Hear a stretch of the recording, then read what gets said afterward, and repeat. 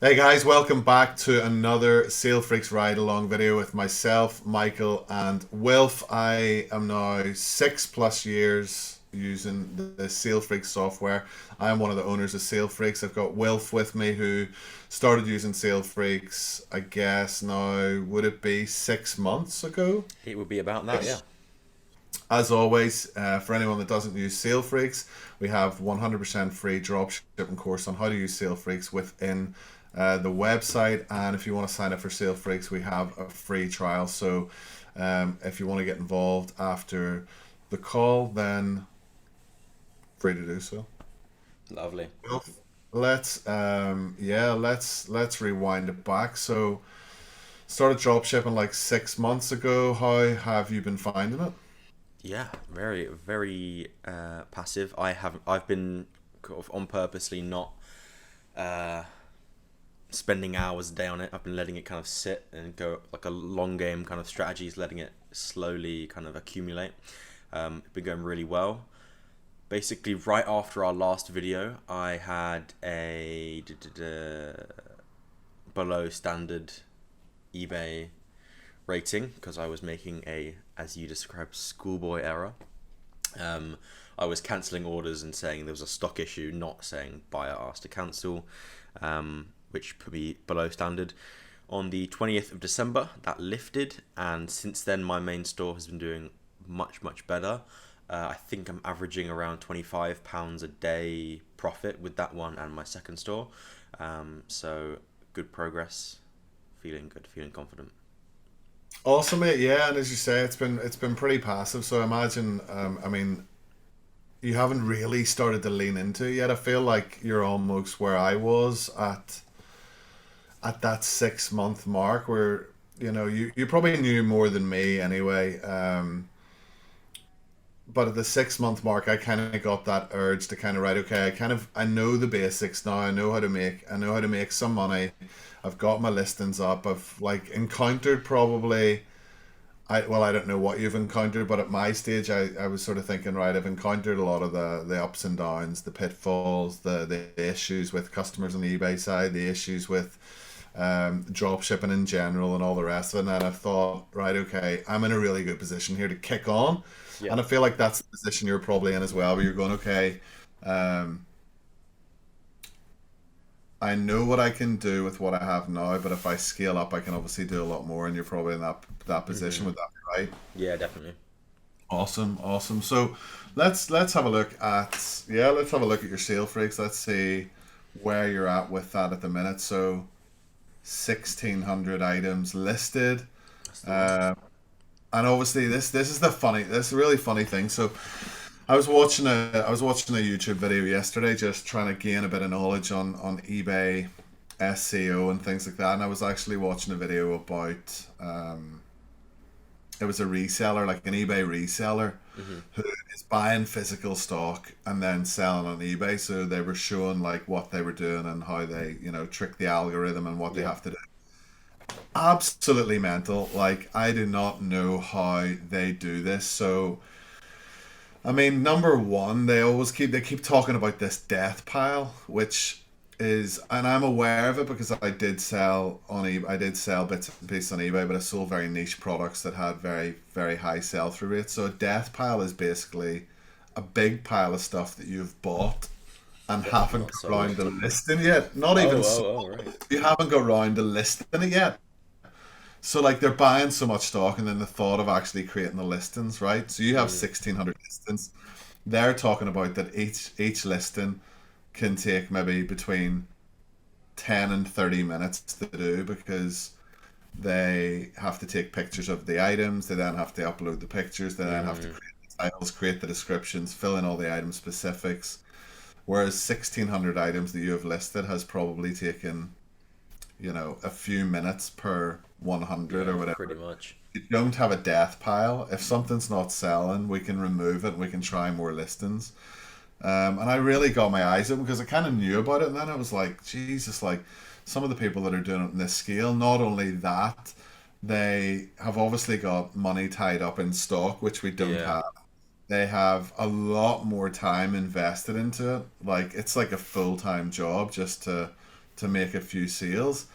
Um, and then obviously you have the whole logistics. You have the whole, like, when someone buys the item, you have to then, go and find it in your big pile of stuff, and then send it out, and all the rest of it. Whereas, as you know yourself, when the order comes through, 99 times out of 100, the order goes straight through Sale Freak system, gets ordered from your supplier, sent direct to the customer.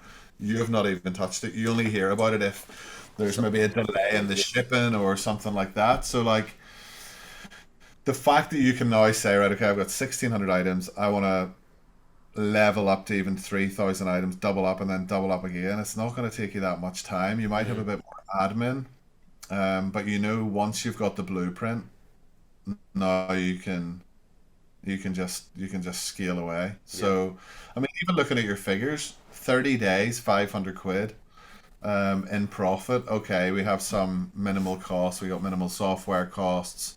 Um, Obviously you'll have spent some time on doing some bits and pieces, but Mm. 500 quid in 30 days for something that you didn't know anything about 6 months ago is, like, I would say, is pretty It's damn good. That's insane, like is what pretty it is. impressive.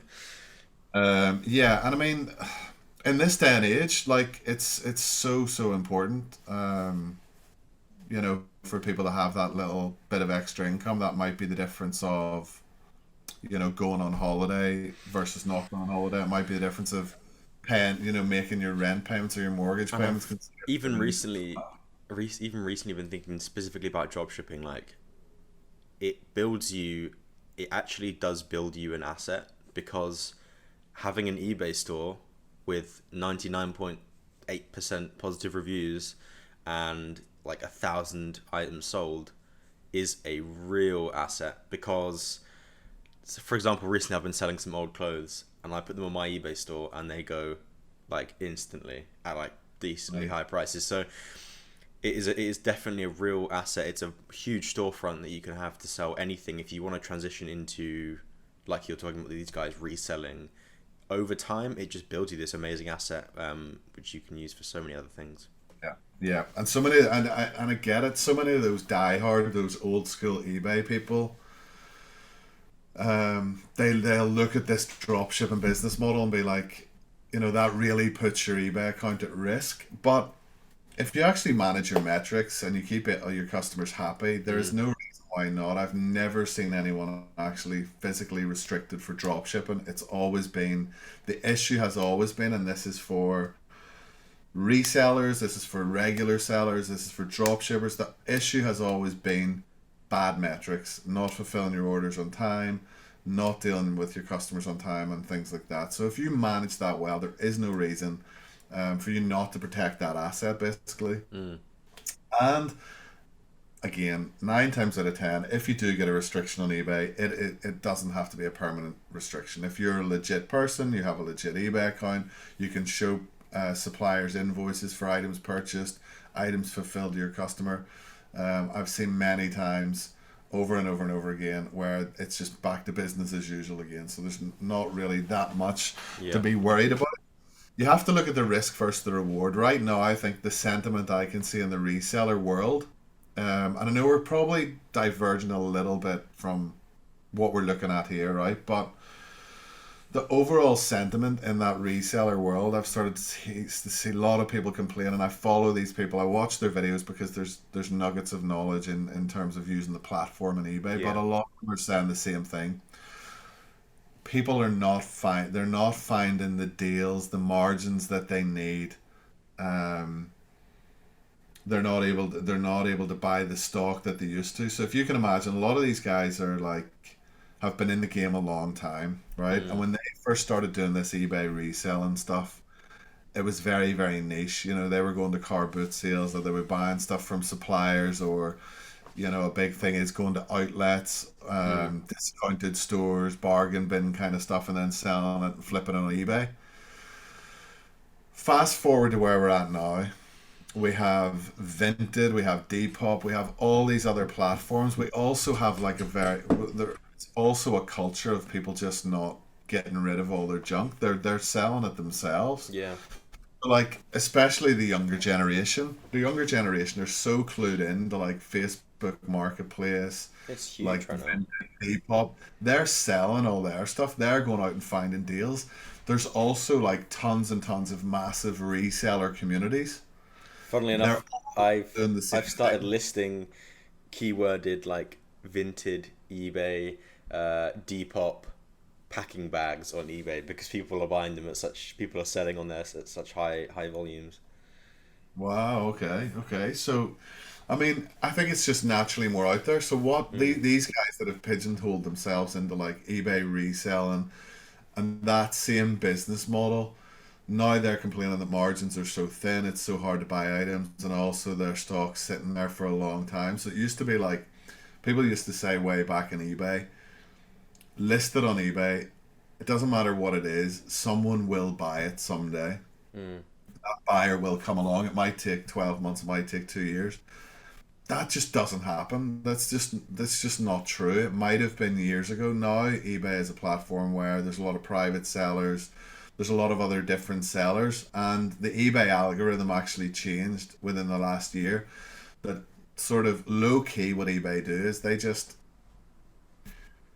sweep away stale listings. Basically, they don't Mm. they want you to remove those listings from eBay. And the dropshipping model is perfect because the way we do dropshipping is if the item isn't selling within the first 30, 60, 90 days, depending, we just dump it. We just Mm. delist it. We don't have the stock. We don't need to worry about what a lot of these guys have to do. They have to basically lower the price until it sells, where they could be making a loss on that item just to get rid of it off their shelf in their garage or in wherever their unit or wherever they do it.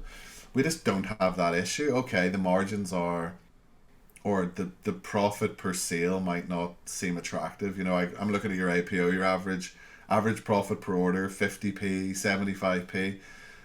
It's not like it doesn't light up your eyes, but like when you multiply that with the Mm. amount of transactions we're doing, the sell through rate that you're getting, like sell through rate 59%, like there's probably not a lot of those eBay sellers who have a ton of stuff sat there not selling are going to have those SCRs because you're just adding and removing, adding and removing. eBay love new items. They also love you getting rid of all your dead crap that's not selling. Yeah. So with that said, I think this business model is still the one. We're finding products that actually sell well. We're not going digging in bargain bins. We are listing the products that are selling really well on the supplier's website already. And then we're listing them straight to eBay. Whereas Mm. if they sell, they sell.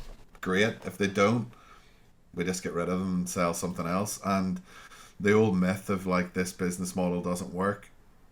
Like you're doing it today, you're still doing it. You're looking to scale up. You're looking to lean into the business model more. So I can say that you know I can see your own. I can see it right there. 30 days, 500 quid, and it is as simple as if you double up in the amount of items listed and carry on with the same blueprint you've been doing, you will Mm. be touching £1,000. Yeah. Months. Okay, you get some months better than others. We have had quarter 4. We'll get some lull periods, and then we'll be before you know it, we'll be back to quarter 4, smashing it again. I mean, it was something Dan said in one of my previous interviews is that if you're always scaling up, you don't really see the peaks and troughs of the year, like Q4 and Q1. If you're always scaling up, then you don't really see that drop. Exactly, exactly. If you're always thinking about growing your business, you look out and you start looking at years rather Mm. than months, rather than weeks. I used to be obsessed with looking at everything on a daily basis. Now it could be, a couple of weeks, a month. In some cases you're busy on other stuff, and that's the beauty about this business model or this side hustle is you don't have to spend every waking minute doing it. You can still, once you Mm. understand this, you can also like dig in, do other bits and pieces. You can still do the physical reselling if you want to, like, add extra income. Like you're saying, you're listing like, unwanted clothes or unwanted, you could be listing unwanted gifts. You could be buying and selling stuff, um, and still have the time to do that with eBay drop shipping, Yeah. and okay, it's gonna probably take a bit more of your time as you scale, but then at that point you can hire a member of staff to do customer service or your returns or your cases. A lot of again, a lot of these guys seemingly on this kind of reseller vibe. They're doing everything themselves as well. It's just crazy. There's obviously some stuff that you can't outsource. Like they can't outsource their, going and buying the products and things. Or Mm. maybe they can, but I don't think a lot of them do. A lot of them keep those business very hands on. Like seemingly the sentiment there is like it's almost like tearing your hair out at the minute because you're doing more work for less profit. Yeah. It's which is pretty crazy. But yeah, with that said, I mean, what's your kind of biggest what's really worked for you? What in the sense of building this up to where it's at right now? Like, what have you been doing? What have you been focusing on? What's been working well for you? I mean, I think one of the first things that you and Craig were kind of telling me about when I first sort of got involved with Sell Freaks was like, when you start to see profits, don't say, all right, cool, I'm going to list like 500 more items. Do it slowly and gradually, and it will get like you'll end up getting exponential gains, right? So do it, get to 10 items listing a day, 20 items listing a day, slowly and gradually build it up, so that eBay have like a seller kind of track record with you, and that everything is in good standing. That's the number one thing to focus on, I guess, is something you've taught me, is that keep your eBay account happy and fed basically, and that's, I'm sort of finally starting to see the fun side of that, which is the £540 months and things like that, where month two, month three, I might not have been doing these crazy numbers, but I was actually building a backlog of sales and numbers and proof to eBay that we can fulfill orders, and it's kind of now coming to fruition. Absolutely, mate. Absolutely. I think that's one of the main things that I try and tell people even when they're starting off. Those first 3 months of something that's completely alien to you, like something you haven't done before. Don't worry about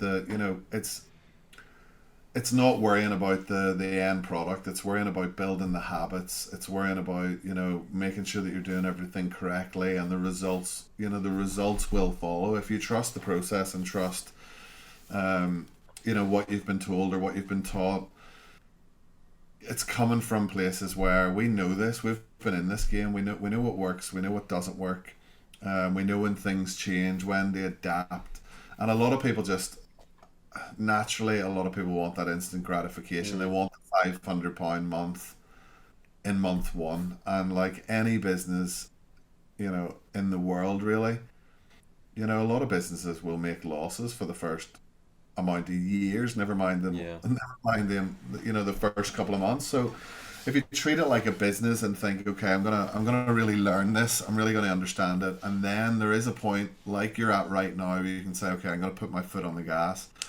Because in reality, even those first 3 months or those first 6 months, Wilf, you probably didn't lose any money, No, and you definitely not. probably didn't spend a great deal of time getting to where you needed to be in terms Mm. of where you're at now as well. Like I say, so much of the process is automated. It's really about sticking to the plan and going slow for those first couple of months I think also, really helps. mentality wise, like long before this, I dabbled in some like trading and stocks and stuff, and everyone was always focused on like, never look at dailies or never look at your daily profits. Focus on the weeks and the months, and especially with this, like sometimes I'll get I mean, it's quite early in the morning. It's midday at the moment. I normally end up around £25 profit a day, roughly, very roughly. I'll Yeah. have a day where I'm at like, you know, I'll end up at 16 or I'll end up at 20, and I think, what's happened? Like, but then if I take a step back and look at like a 10-day average or a 30-day average, it's just completely different. And I've started actually graphing my daily profits to see the kind of the curve that I'm at, and it's looking good, you know. Um, Yeah, that's awesome. one day changes can throw you off a little bit. Like, you're only as good as your previous day, but if you look at back at the 7 day or the 30 day, it's all so different. I mean, it's funny that you say that because there's a lot of times where your eBay store can be super consistent. Like you almost get the feeling sometimes with eBay that they like turn the taps on off on you. You know, Mm. like if you have like, there's some days where I remember way back when I would hit like, let's say I'd be hitting like £200 per day in sales. And that was kind of like across the board, that was like a really good day. And then one day you'd be like 3 o'clock in the afternoon, you're already at £200 Yeah. sales, right? And you think, I'm gonna absolutely smash this day. And then like you'd look the next day Nothing and happens. it's just stopped. It's like eBay of like, okay, he's got his 200. Now we're gonna like switch the traffic to another seller. And I think to a degree they do shuffle the listings around and they want everyone to have a piece of the pie, which is Mm. fine, but it's interesting because that does happen and then the odd day you'll just have a bad day. Like nothing's guaranteed to you, so it's just about, like you said, it's about having that mentality to say, don't stress out if you have a really bad day because you know it's probably just because there's not as many people on the site buying. Yeah. It's just a It's slow very true. day It's all very true. around. And some days, like I'll have my best day, and you'll have your worst day. Mm.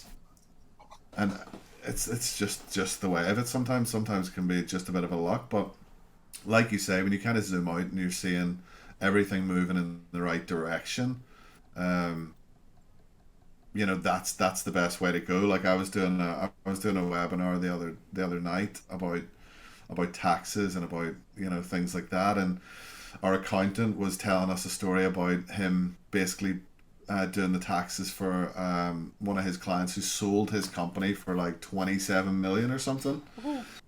And the company that was trying to acquire this company was asking the CEO, the owner of this company, to provide all this like information, all these like reports and all this stuff. And he was going back to my accountant saying like, what is all this stuff that he's asking for? And Harvey's like this is all like just normal stuff they would ask you in an acquisition. Like, would you not know this? They were coming off of these like terms and things I can't remember, I can't understand it. But the long story short was the guy was like, mate, I don't deal with any of that stuff. Basically, my in business, what I do is I see what's coming out, what's coming in, what's the balance of my bank Mm. account at the end of this month, and if 12 months later there's more money in the bank, then my business is doing well. And that's like this like old guy that's like sold his company for 27 million. He's like, if there's more coming in than there is going out, and my bank balance is growing every month, then I know the company's doing all right. Pretty And I'm selling much. for That's a. 27 million. So basically, like, if someone at that level can say that, then Mm. a lot of people get bogged down into the details of this. And as you say, you need to zoom out a little bit. Is the bank balance growing? Yes, I'm doing something right. Can I scale up? Yes. Should I scale up? Yes. As long as you have the blueprint down, you have the fundamentals, you know what you're doing. You're not just going crazy listing loads of items. You've done it like the right way because even with 1,600 items, to have like a 59% SCR, an average 50 over the last 30 days, pretty damn good. With an APO of 75 pence is pretty damn good as well. So, Honestly, when I was talking about how I've been kind of keeping it very passive and just dealing with customer issues and not really focusing on listings at the moment, I have not been chopping through my death pile really, my unsold stuff. I yeah, haven't really been. I think I've done one kind of like 100 unsold items clear out in the last since we even last made a video. So that's definitely something that I need to get on. But yeah, yeah. sounds But like you're obviously what you're doing, the good stuff that you're doing is obviously propping you up because if you had like more stuff that wasn't selling, if you had way more stale listings than decent listings, your SCR just wouldn't be that high. so. So SCR is a percentage of your total items, is that right? And how many of them are selling?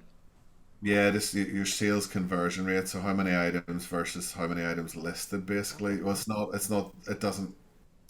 not like 50% of your items are selling. Right. It'll be the amount of yeah, it's a complicated one. So successful listings would be how many your percentage of your items are actually selling. Your percentage is probably like 25, 30% of your items. So hover over the SCR there. It should actually bring up a little explanation. There we go. Yeah. So sales conversion rate is a measurement of how fast items are selling. For example, a sell-through rate of 500% means that on average Mm, each listing has gained 5 sales.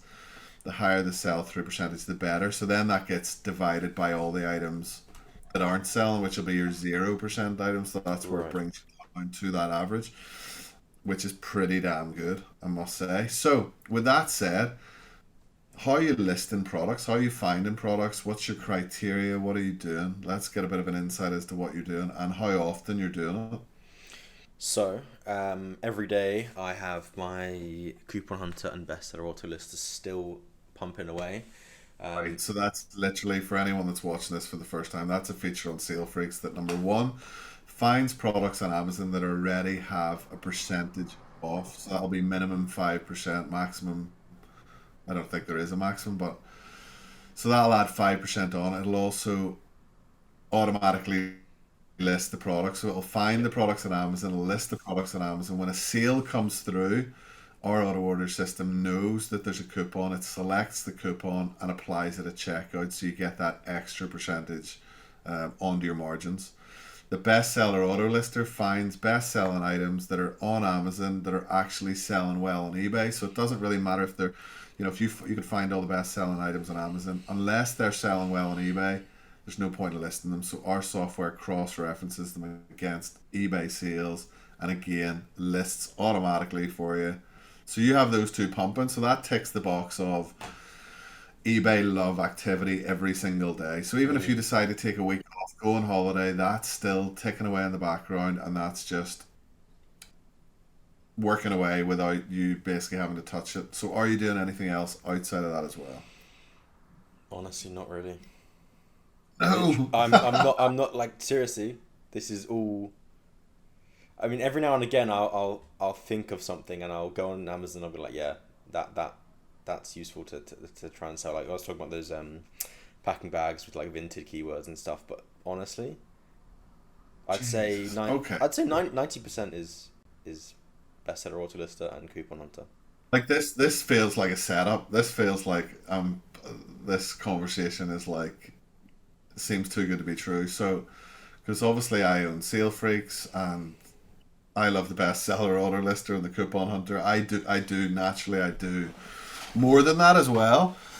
And I always tell people you should use Zik Analytics, you should use the Sale Freaks locator, you should do your own product research, you should try and list other products that aren't like, not the lazy, not saying that you're lazy, but the lazy option is and Yeah, keep things definitely. ticking over and have it done for you. It's completely passive. Obviously, that's why it's there because it's bloody good. But you're only doing that That's what I'm doing. with a little. I want to still believe you're doing a little bit extra. Uh, I've So probably go done. into your listing Hold on. generator. I'm Yeah, yeah, yeah. calling it. It's a good idea. It's a good idea. There we go. So I've got coupon. Yeah, I mean Okay, hide coupon, hide auto lister. it's a good shout. Is that gonna refresh? Should hide the other lister as well, shouldn't it?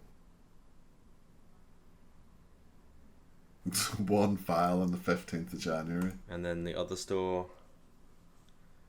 One file on the 15th of January. You must have just thought, you know what, I'm gonna do something. So that was you were saying about the vintage That's bags. the one.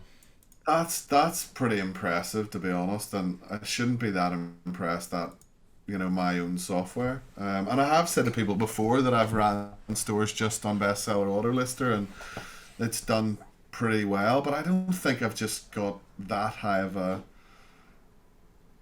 sell through rate. And I mean the profit's there, so it's not like I can say okay, you're just listing them at like low profit or whatever. The profits plain as I day mean, on definitely the. the APO is low.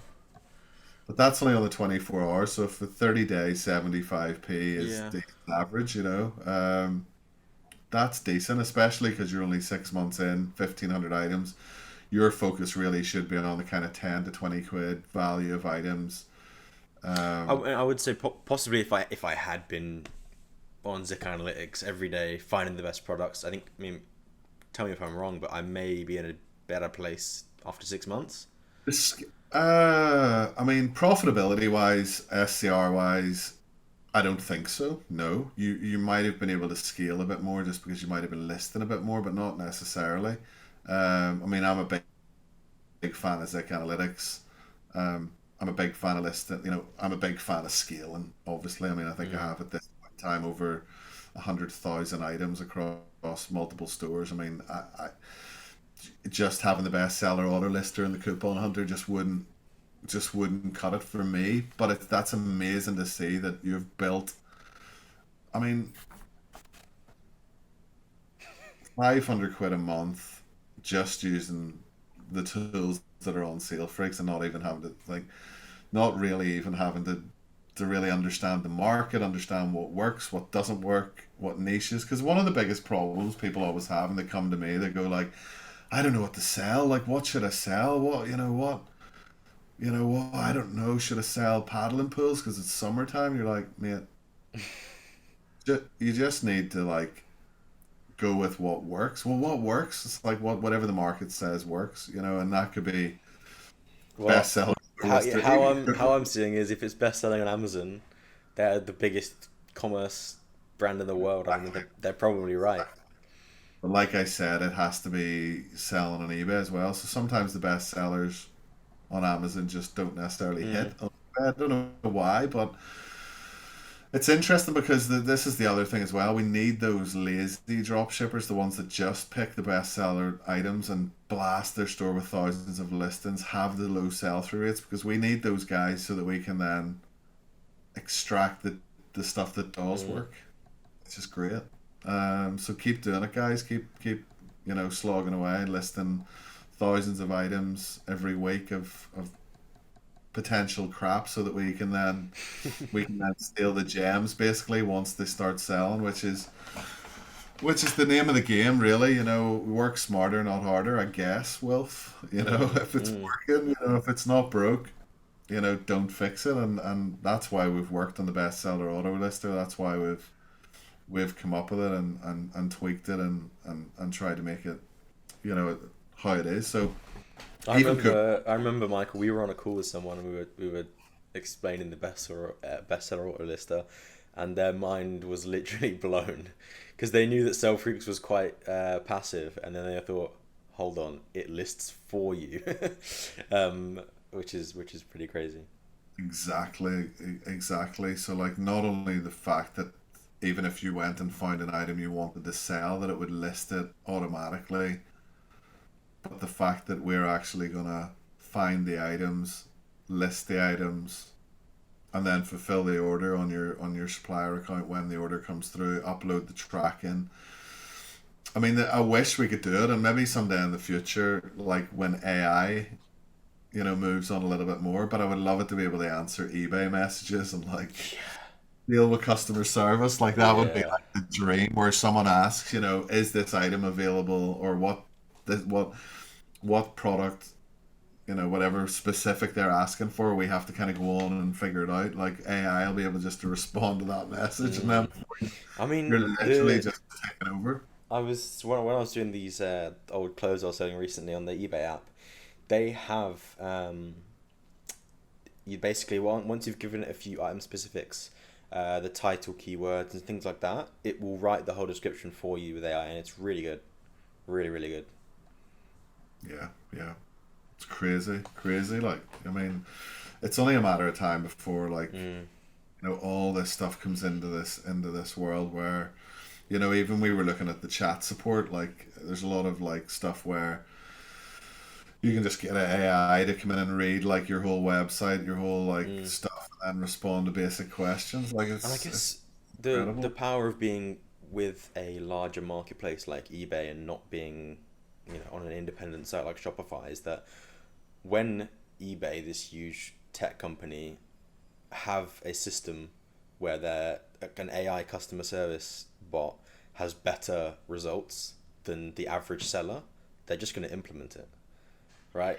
Well, yeah, I mean that's the thing as well. I'm talking about it from a sales freak's point of view. I mean, eBay might even start to screen the Yeah. messages before they even get to the customer. Like if that's like, is this item available in black when it's quite clearly a blue hat? Mm, There's no option to buy a black one. Like eBay might just automatically send them a message back, mm, and we don't even need to see it. That would be the dream. I mean, that's probably too smart for eBay to be honest. Like, cause eBay are like so backwards. They are so backwards in some ways, mm, but if they weren't, we like the fact that they're backwards. yeah. To be honest, which it actually helps us compared to the likes of Amazon. Like I see these again, not to go back and not to poo poo on the kind of regular resellers, but they hate the idea that if 100 people are selling the same product, there's hundreds of search results of all the same product. Whereas Amazon, they're all grouped into like Yeah. one basin, and you can see the cheapest, and you can see the Mm-hmm. fulfillment, you can see the postage.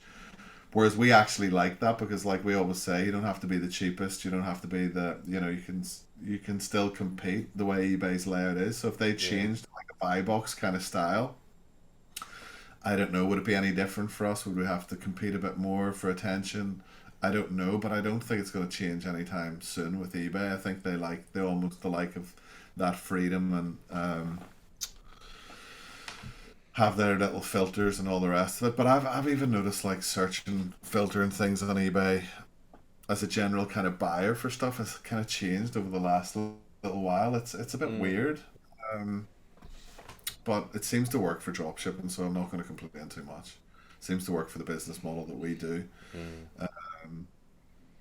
and long may it continue realistically. But yeah, eBay's a big platform, and a lot of people um, don't realize that there's a hell of a lot of people that still shop on eBay. I was shocked at the amount of people that are buying stuff like everyday items on eBay. I just never expected it. It was Absolutely, crazy. absolutely. And I was going to mention this when we get into the more of the eBay stuff. I was looking down my order list today, and I was seeing like the amount of repeat buyers, the Mm, amount of repeat buyer badges on the items that I get now, and it's like skin cream every day, just your yeah. everyday items. And we talk about convenience, and obviously Amazon is a huge convenience for people, but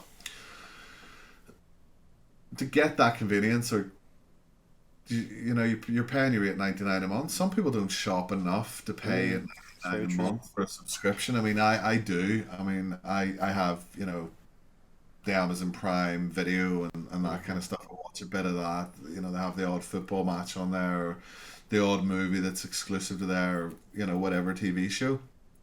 Um, and we do buy quite a few bits and bobs from Amazon, but your average, like, there's a lot of people out there that don't, obviously, Mm, and they're quite happy to just to have their eBay app and have the security of eBay money back guarantee. They know that yeah. they're dealing with them. They're not dealing with a seller directly. They've got the protection of eBay behind them. So there's obviously still a lot of eBay users. Like I kind of grew up as eBay was like one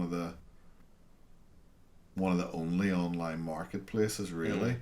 People weren't even shopping online too much. It was eBay yeah. was like a place to go, and obviously a lot of it was like started off with like kind of second hand stuff, but it's way beyond that now. So let's have a look at your eBay. With that said, yeah. So 5K in the last 31 days. I mean, 6 months in, with we could say the first couple of months were slow. You were learning the business model, absolutely fine. To be at this point, 5 months down the line, absolutely perfect. I mean, the last 31 days is a 200% increase on the previous 31 days. Again, going back to what we said, everyone loves quarter four. You've done 200% more sales in January than you did in December. You've scaled probably since then. Your next, like, quarter four for you in 2024 should be an absolute monster. Like, it should Mm, be a gold mine if you continue to do what you're doing.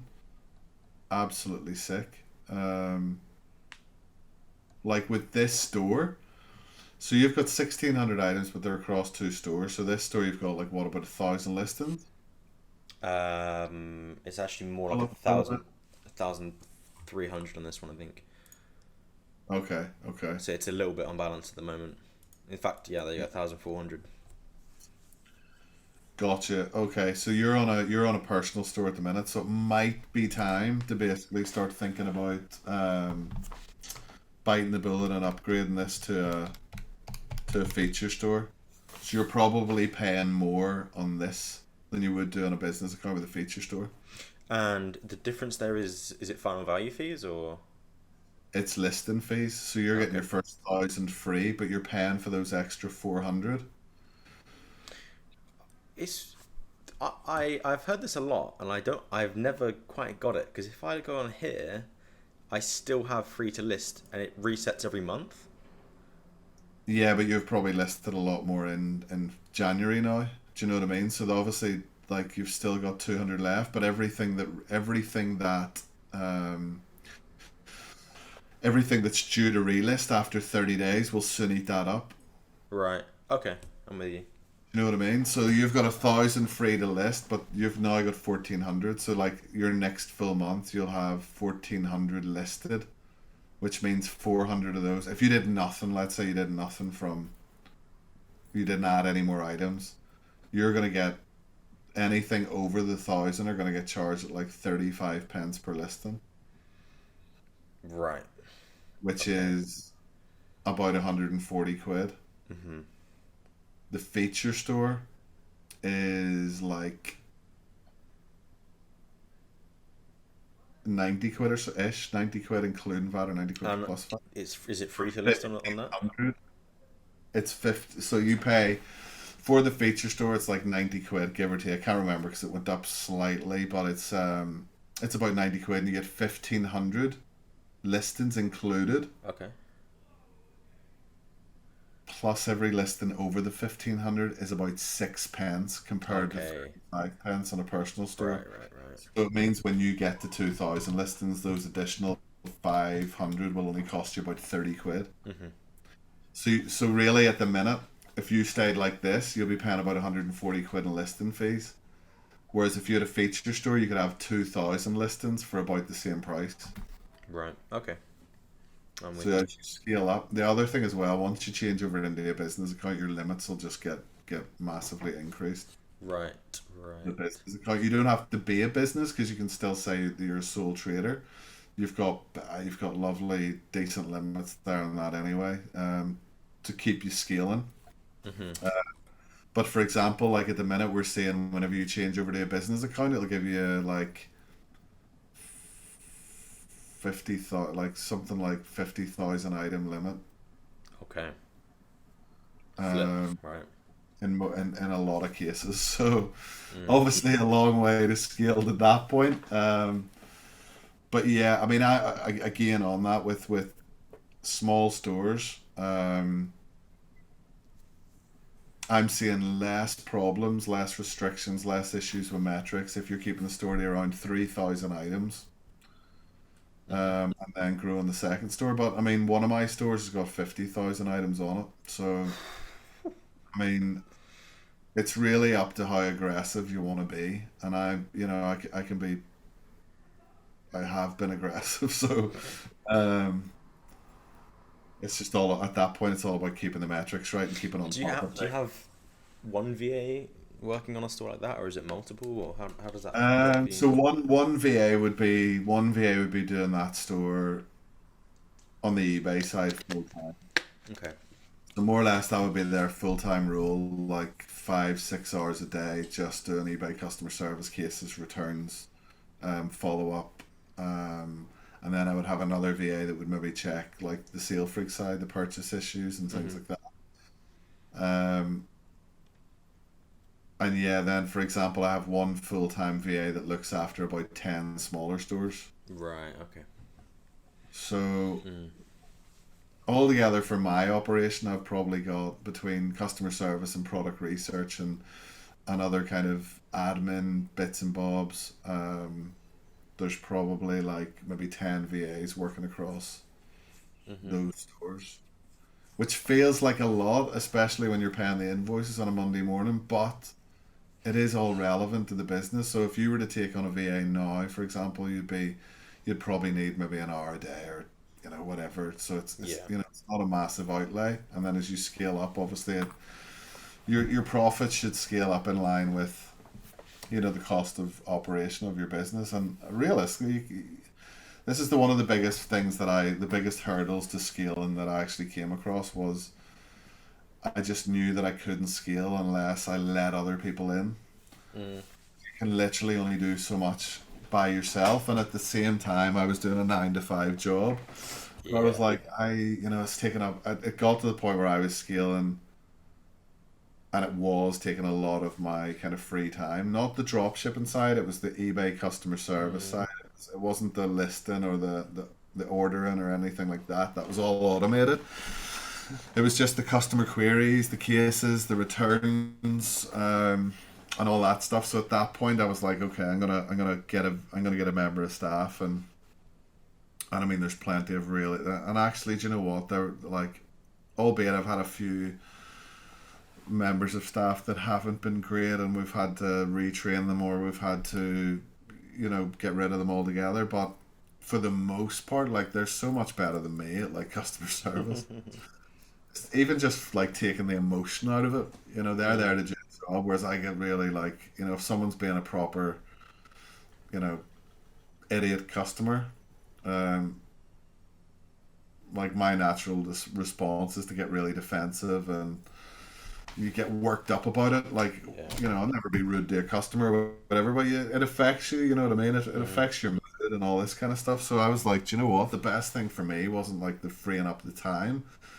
It was like my mood was just so much better when I didn't have to deal with these yeah. idiots. And a member of staff just takes it on the chin. They're not taking it personal. They might get wound up by the odd person, especially if it's like an ongoing issue. But Mm, um, taking that emotional side out of it for me was like the biggest thing. And then I could just focus on scale and focus on adding products, and the rest was being looked after. It was amazing. So I guess at some point that's gonna come around from you, and obviously we can discuss that in future calls down the line, or what's working well. So um, yeah, really really good catch up, and I think like you've done amazing. Even looking at the traffic there, your listing impressions are up like 592%. Um, Unbelievable, yeah. I mean, listing page views is up, sales conversion rates up, click throughs down like slightly, but I guess that's probably there's a lot to do with um, just the way eBay works. I feel like you're never going to get them all on point. You're probably listing more items as well. So yeah. whilst, you know, at the end of the day, see all that stuff. People ask me about all that kind of crap. I'm like, what's your sales saying? What's your profit saying? Yeah. It's like I said You know, before, it's like, is the money in my bank account getting bigger or smaller? yeah. That's the kind of metric. Exactly, and your listed impressions should go up. The more you list, the more you remove all the dead weight and all that kind of stuff.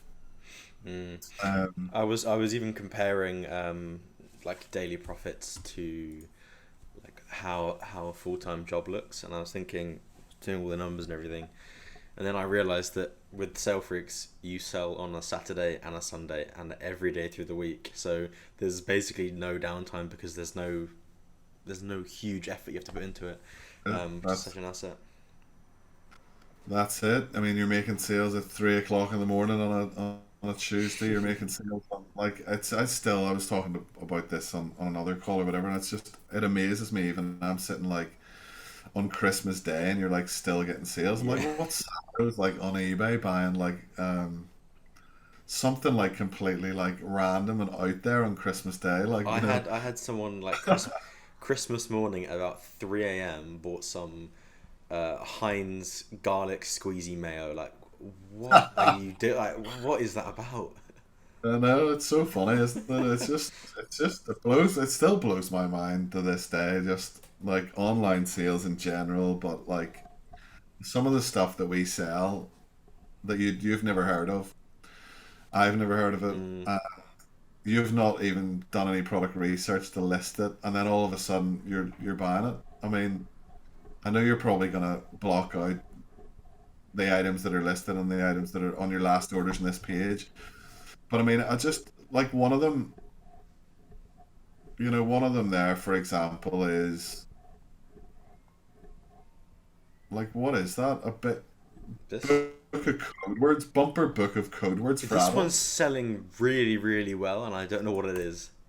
Like, I don't even know what that is. Code, What's a you know code what I word? mean? I don't even know what it is. You're selling like a rests for fishing rods. Like, when people say, "What should I list? What niches?" Like, that's not my go-to, Just But get the a reality, wide breadth of stuff.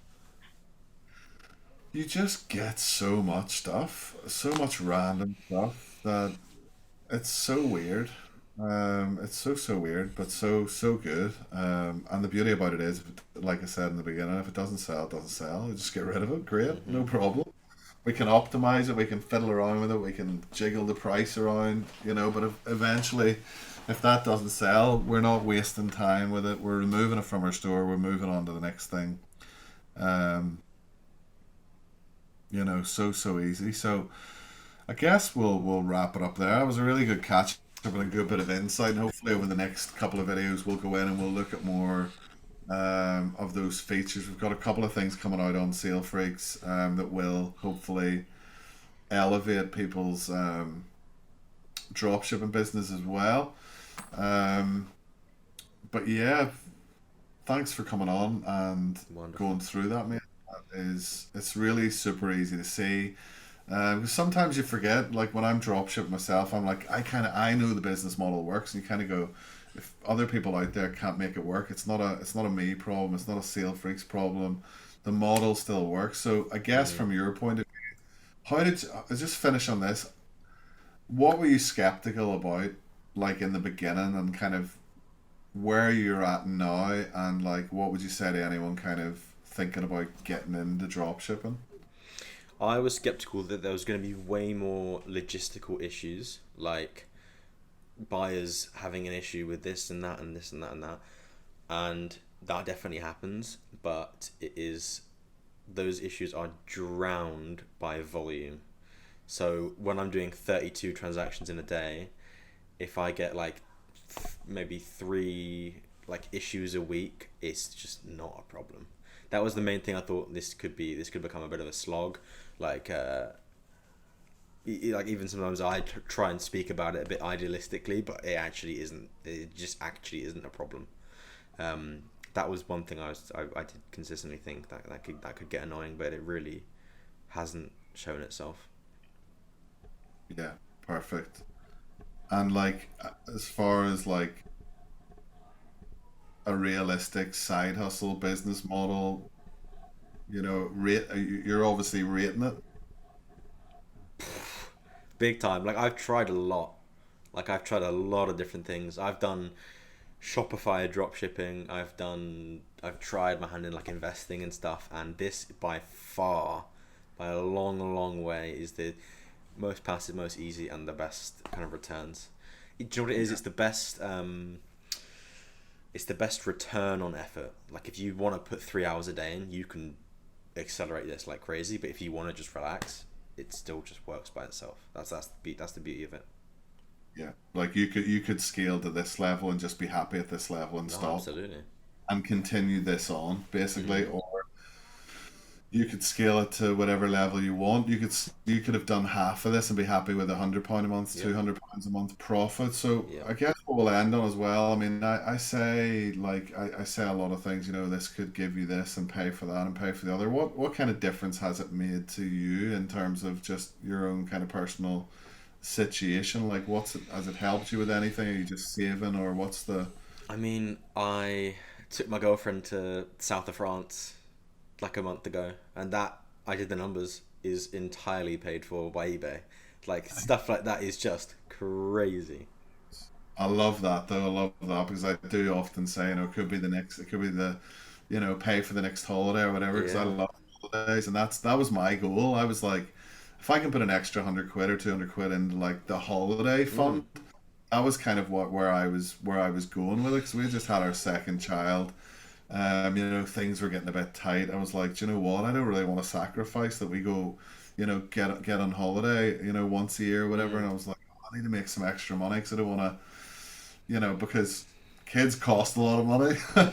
It's like I don't want to like not be able to do this. Plus, we've now got an extra person to pay for, or two extra Mm. people to pay for. It's like but yeah, that's amazing. It If you can starts actually off, bring something to life. yeah. It starts off with the holidays and you could buy some clothes or something, and then at some point, like even recently, I'll be doing the food shop, and I'll see it at the end, and I'm thinking, hold on, like half of that is paid for already today. Like, it makes such a day-to-day difference that even sometimes I don't fully appreciate. But like £540 over 30 days, that covers a lot of expenses and stuff. Exactly, and especially since you know, like that's not even the ceiling. It's like, okay, if I do Yeah. a little bit more, I can make a little bit more. I just kept striving for like, okay, if I'm making 200, surely I can make three. And that's where it just spiraled from there. But I had a Mm. real appetite to like jump through all the hoops and do all the stuff. And even when I started, even with Sale Freaks, it wasn't even anywhere near as kind of good and as automated as what it is today. So Mm. anyone that's wanting to get involved, obviously we have free course on Sale Freaks. What we'll do is we'll link my Instagram as well. Like I have a full like automated course and mentorship as well. And yeah, just keep an eye out for all the other updates coming up on Sale Freaks. We'll link in the Sale Freaks Facebook group and everything else. And yeah, we'll catch you on the next video. Awesome. Cheers, guys. Thanks. From Wilf, cheers.